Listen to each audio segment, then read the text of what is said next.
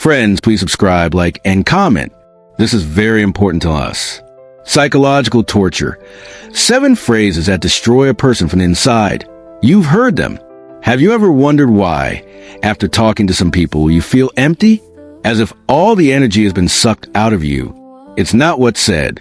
It's how it's said. Ordinary words become weapons. They don't leave bruises, but they cut deeper than any knife.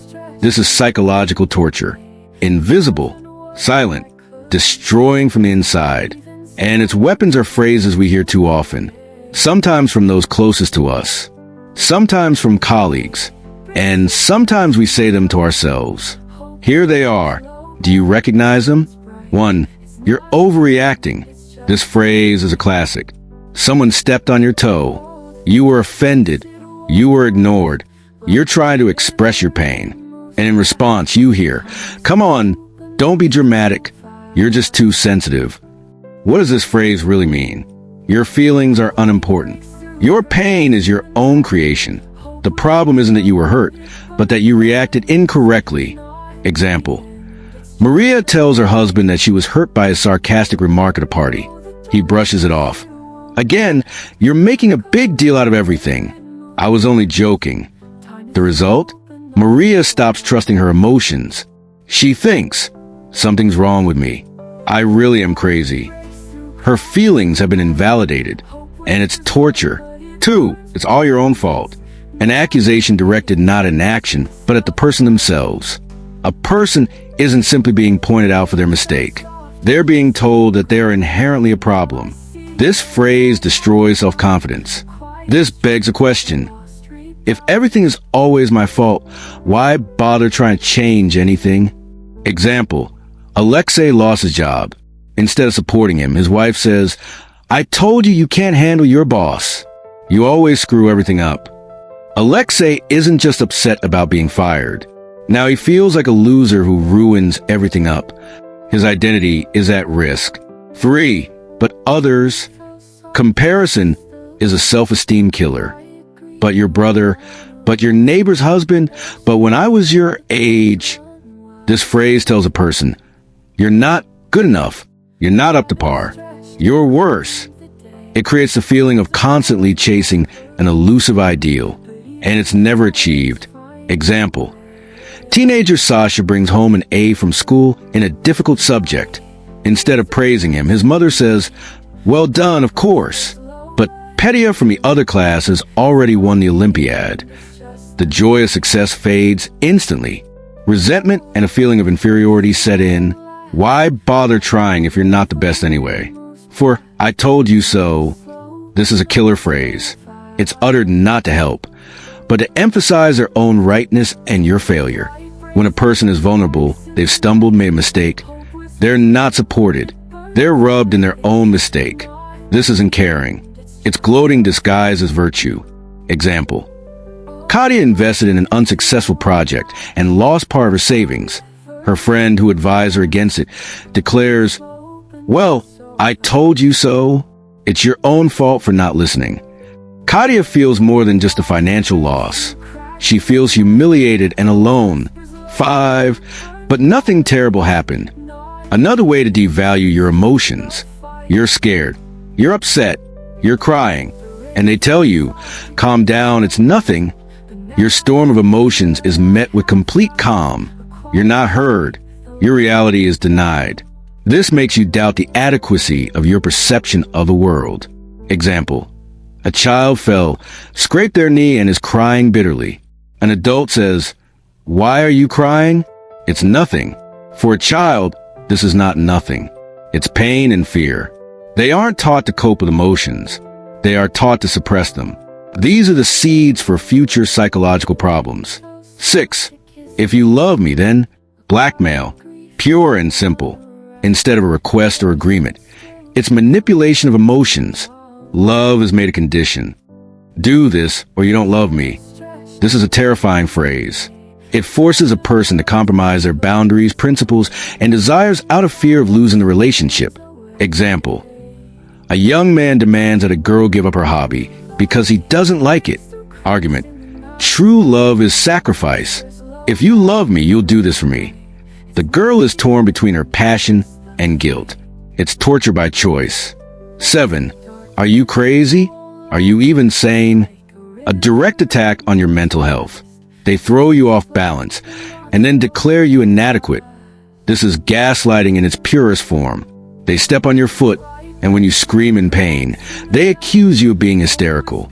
The goal is to make you believe there's something wrong with you. Example: my husband is consistently late to family dinners without warning. When his wife finally expresses outrage, he calmly replies, "Can you hear yourself? You're screaming over something trivial. You need to see a psychiatrist." The wife begins to believe she really has gone crazy over trivial matters. Her reality is distorted. What should she do when you hear these phrases directed at you?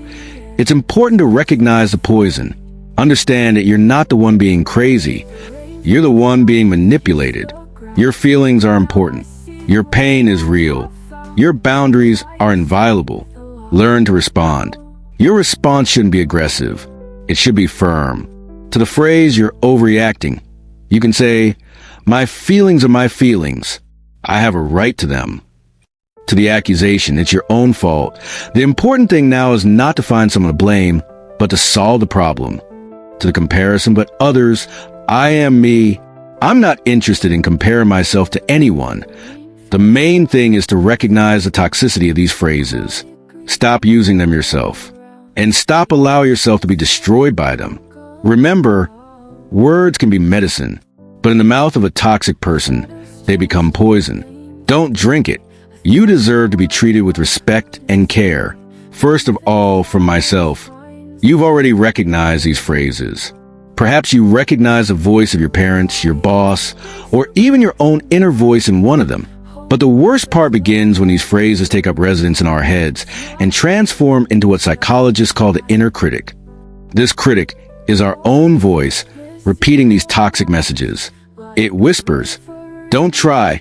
You'll never succeed anyway, because you always screw everything up." It urges, "Better keep your head down or you'll embarrass yourself." It insists, "You're unworthy of love and success." How does this inner voice develop? Imagine a child who constantly hears, "Why are you acting so little?" At first, they resist, cry, and get offended. But gradually, the brain understands. To receive approval, they need to hide their feelings.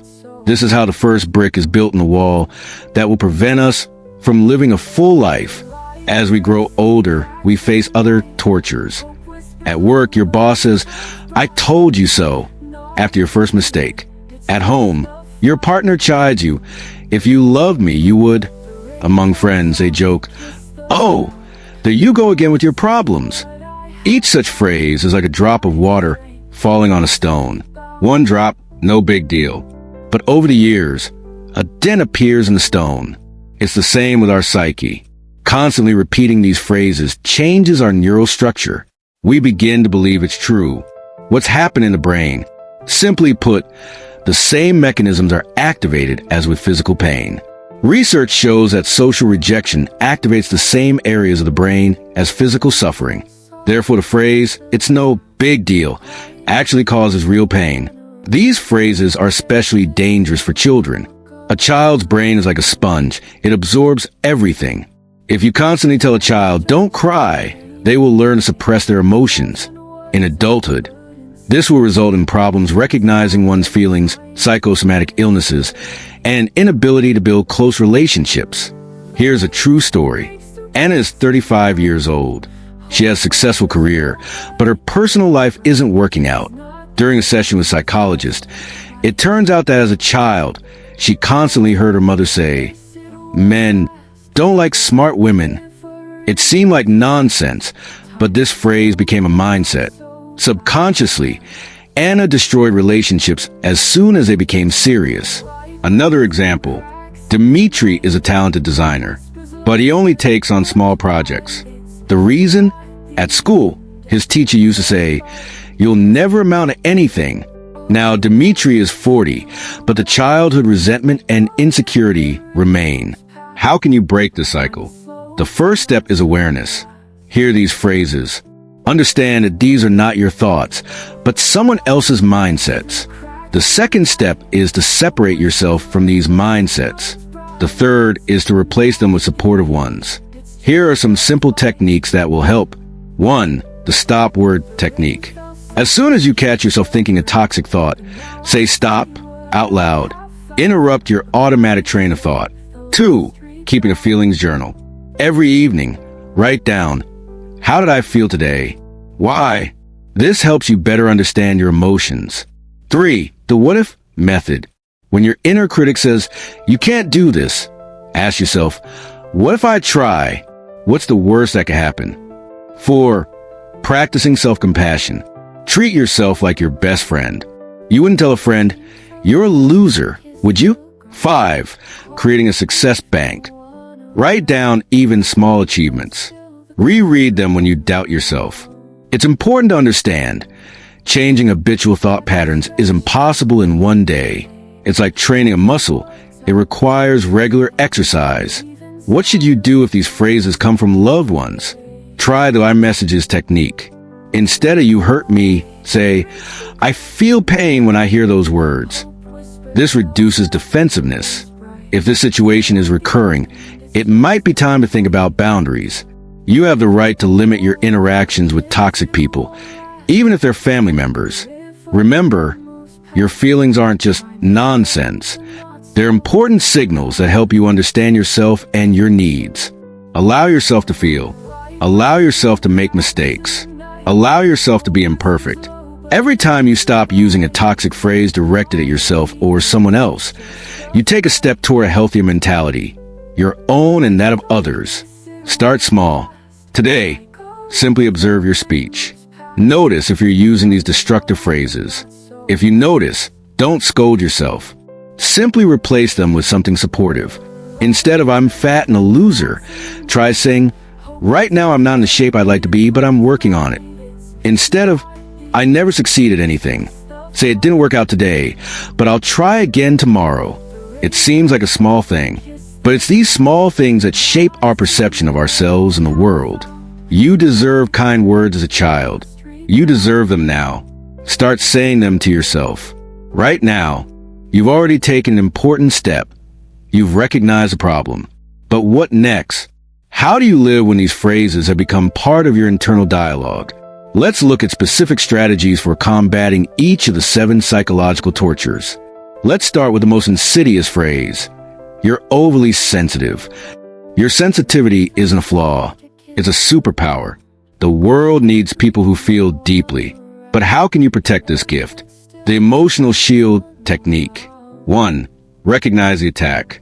Physically feel how the phrase hits you. The tightening in your chest, the lump in your throat. 2. Mentally imagine a glass dome between you and the other person. The words hit it and roll off. 3. Say silently, my feelings are valid. I have the right to my reaction. Real life example. Olga to colleague. I don't like it when you take my things without asking.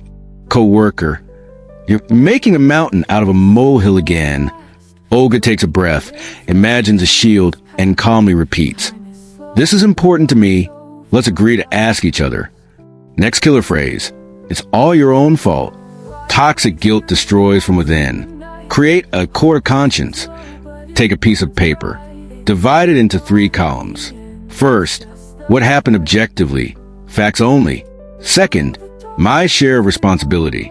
Third, what depended on others/circumstances. Example, the project failed. First, fact, the client canceled the collaboration. Second, my responsibility, the report was a day late.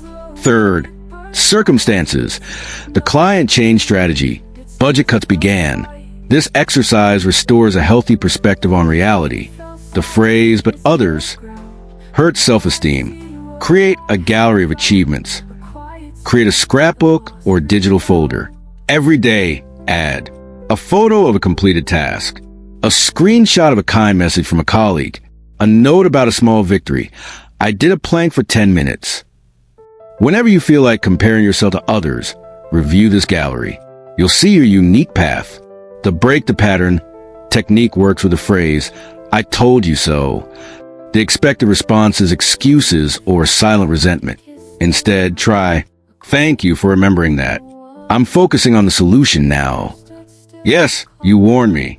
I wonder why I didn't listen then. Let's figure this out. This shifts the dialogue to a constructive direction. The phrase, "It's no big deal," requires developing emotional intelligence. Keep an emotional diary. Every evening, describe what emotions you experienced today, their intensity on a scale of 1 to 10, what triggered them, how your body reacted. In a month, you'll be able to accurately distinguish between really trivial and important to me. The "if you love me" manipulation breaks down boundaries. Create a personal constitution. Write down your sacred principles on a piece of paper. I do not compromise my moral principles for others. I do not sacrifice my health. I do not give up on my dreams. Keep this list in a visible place. When you hear manipulation, mentally check your constitution. The phrase, "Are you crazy?" requires especially careful self-care. Create a calm map, a list of places, activities, and people where you feel safe. A park in the morning, reading a book in a chair, a conversation with your friend Katia. At the first signs of gaslighting, refer to this map. But most importantly, learn to recognize the early signs of psychological abuse. Warning signs. You constantly make excuses to someone. You're afraid to express your opinion. You feel relieved when someone leaves. You catch yourself thinking, "Something's wrong with me." If you notice these signs, act immediately. Emotional hygiene practice. Spend 15 minutes each day checking your boundaries. What have I allowed today against my will? Clearing toxic thoughts, the stop technique. Restoring energy, breathing exercises. Remember, psychological torture is dangerous precisely because it is so routine. We become accustomed to it like background noise. But your soul deserves silence and respect. Start small. This evening, thank yourself for reading this article. Say to yourself, "I am beginning my journey to myself. This is brave and right." Tomorrow morning, when you see your reflection in the mirror, say not, "This day again," but "I wonder what could await me today." These small steps will change your life. You will learn to protect yourself from psychological torture. You will be able to establish healthy boundaries. You'll begin to hear yourself, not through the prism of others' judgments, but through the voice of your soul. Now close your eyes. Take a deep breath. Say to yourself, "I'm okay. I deserve kind words." And I'm starting to say them to myself right now. Your mental health is your most valuable resource. Cherish it like the apple of your eye. You matter. Your feelings matter. Your life matters. The final part, your life after psychological torture. You've made it to the end. That's already a victory, because now you know the enemy. These 7 phrases can no longer quietly destroy your life. You've learned to recognize them. You've armed yourself with defense techniques. But what awaits you next? What will life look like when you're no longer a victim of psychological torture? You'll feel the first changes almost immediately. You'll wake up in the morning feeling lighter, as if a heavy burden has been lifted. You'll notice that you no longer flinch at the sound of messages on your phone. You'll discover that you can calmly say no without the agonizing feeling of guilt. You'll catch yourself thinking, "What do I really want?" This is freedom. The freedom to be yourself. Not uncomfortable. Not perfect. Not what others expect. But real. After a month of regular practice, your inner critic will be replaced by a supportive inner mentor. Toxic people will begin to disappear from your circle. It's as if life itself is filtering your contacts. You will begin to attract those who respect boundaries, who value your sensitivity as a gift. Energy for new projects will appear. The strength that was previously spent on self-defense can now be directed toward creation. After 6 months, you will look in the mirror and recognize yourself. The same you knew as a child, before you heard the first destructive phrase. You will be able to accept compliments without making excuses. Make mistakes without self-flagellation. Ask for help without shame. Say, "I don't like this," without fear. Most importantly, you will become a source of goodness for others. Learn to support loved ones without judgment or advice. You'll be able to rejoice in others' successes without comparison. You'll stop using toxic language when communicating with your children. You will break the chain of psychological abuse that may have stretched across generations. Your transformation will change more than just your life. It will create ripples, affecting everyone who comes into contact with you. What to do right now? First, exhale. You're already on the right path. Second, choose one technique from the article, the one that resonates most with you. Start with it. Third, allow yourself to make mistakes in this process. Sometimes your inner critic will win. That's okay. Fourth, return to this article in a week. Reread it. You'll notice new facets. Remember, the path to yourself is the most important path in life. It's worth taking. You're worth being happy, healthy, free. Your soul deserves to be treated with care. Start treating yourself with the love you've always wanted from others. Right now, take a deep breath. Say to yourself, I choose myself. I am coming home to the real me, and it will be the best decision of your life.